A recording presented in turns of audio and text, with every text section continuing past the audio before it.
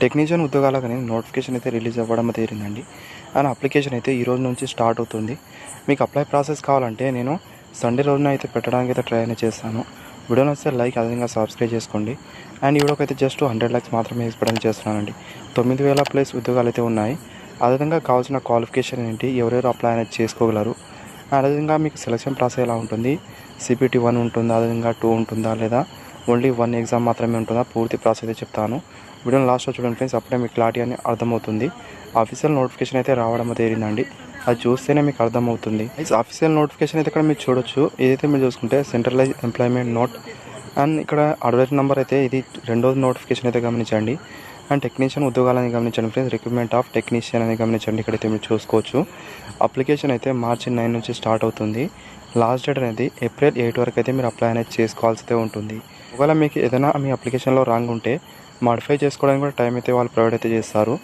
April 9 నుంచి April 18 వరకు అయితే మీరు మాడిఫై అయితే చేసుకోగలరు. దీంట్లో 2 రకాల ఉద్యోగాలు అయితే ఉన్నాయి. టెక్నీషియన్ గ్రేడ్ 1 సిగ్నల్లో అనేది టోటల్ నెంబర్ ఆఫ్ వేకెన్సీ అయితే 1092 ఉద్యోగాలు అయితే ఉన్నాయి. అదేవిధంగా వీళ్ళకు పే లెవెల్ 5 కింద సాలరీ అయితే ఉంటుంది. అండ్ టోటల్ నెంబర్ ఆఫ్ ఇక్కడ మీరు చూసుకుంటే బేసికే 29,200 అయితే ఉంటుంది. అదేవిధంగా ఏజ్ లిమిట్ అనేది 18 నుంచి 36 సంవత్సరాల వరకు అయితే అప్లై అయితే చేసుకోగలరు. నెక్స్ట్ టెక్నీషియన్ గ్రేడ్ 3 అని గమనిస్తే హైయెస్ట్ వేకెన్సీ అని ఇక్కడ మీకు చూసుకోవచ్చు. 8,052 ఉద్యోగాలు అయితే ఉన్నాయి. పే లెవెల్ 2 కింద సాలరీ అయితే ఉంటుంది. బేసిక్ అనేది 19,900 అయితే ఉంటుంది. దీంతోపాటు అన్ని రకాల అలవెన్స్ కూడా ప్రొవైడ్ అయితే చేస్తారు. అండ్ ఏజ్ లిమిట్ అనేది 18 నుంచి 33 సంవత్సరాల వరకు అయితే మీరు అప్లై అయితే చేసుకోగలరు.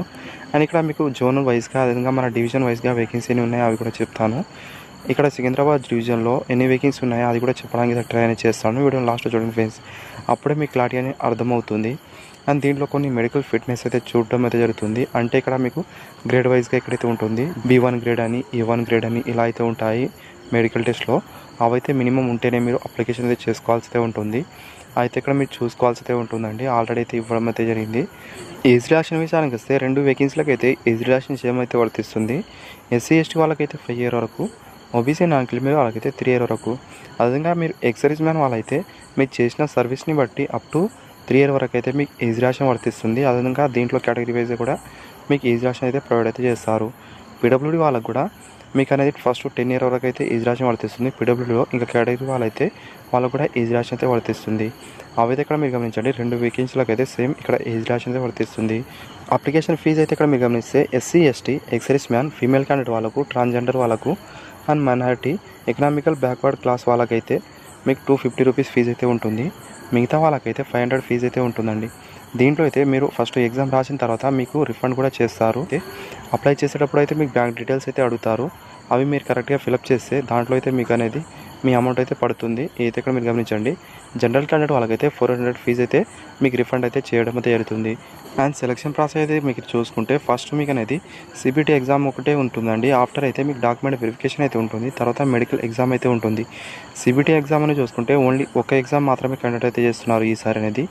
అయితే ఇక్కడ మీరు గమనించండి ఫస్ట్ అనేది ఇక్కడ మీకు టెక్నీషియన్ గ్రేడ్ 1 సిగ్నల్ వాళ్ళకైతే ఇక్కడ మీకు ప్యాటర్న్ అని చూసుకుంటే 90 minute టైం అయితే ఇస్తారు. 100 marks అయితే ఉంటాయి. 1/3 మార్క్స్ అనేది ఇక్కడ మీకు నెగిటివ్ అయితే ఉంటుంది. 2 ఎగ్జామ్కి అనేది సేమ్ ప్రాసెస్ అయితే ఉంటుంది. కాకపోతే సిలబస్ అయితే వేరైతే ఉంటుంది. ఇక్కడ మీ సిలబస్ అయితే చూసుకోవడానికి అయితే ట్రై చేయండి. ఇక్కడ క్లారిటీ అయితే ఇవ్వడం జరిగింది.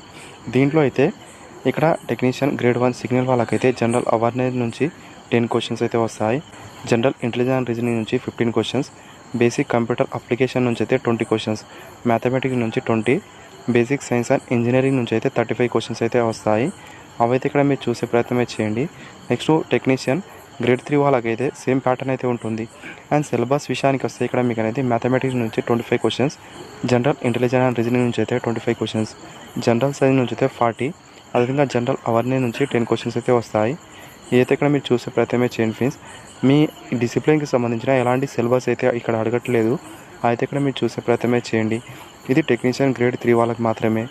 క్వాలిఫికేషన్ అనేది టెక్నీషియన్ గ్రేడ్ 1 సిగ్నల్ వాళ్ళకైతే బ్యాచిలర్ ఆఫ్ సైన్స్ అయితే ఇక్కడ మీకు ఫిజిక్స్, ఎలక్ట్రానిక్, కంప్యూటర్ సైన్స్, అదేవిధంగా ఇన్ఫర్మేషన్ టెక్నాలజీ, అదేవిధంగా ఇన్స్ట్రుమేషన్ అయితే ఉండాల్సి అయితే ఉంటుంది. ఇదైతే మీరు చూసుకుంటే మీ దగ్గర అయితే బీటెక్ అయితే ఉండాల్సి అయితే ఉంటుంది. లేదా BSc ఉన్నా మీరు అప్లికేషన్ అయితే చేసుకోగలరు. లేదా 3 year డిప్లొమా ఉన్నా మీరు అప్లై అయితే చేసుకోగలరు. రిలేటివ్ ఫీల్డ్లో అని గమనించండి.